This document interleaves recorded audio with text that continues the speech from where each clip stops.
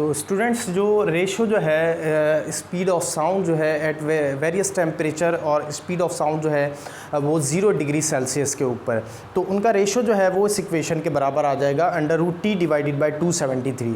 273 students ये जो है ये 0 डिग्री सेल्सियस के ऊपर जो स्पीड ऑफ साउंड है उसको लिखा गया है, यानी कि 0 डिग्री सेल्सियस जो है वो बराबर होता है 273 केल्विन। तो यहाँ पर हम उसकी जगह 0 डिग्री की जगह 273 भी लिख सकते हैं केल्विन के लिए।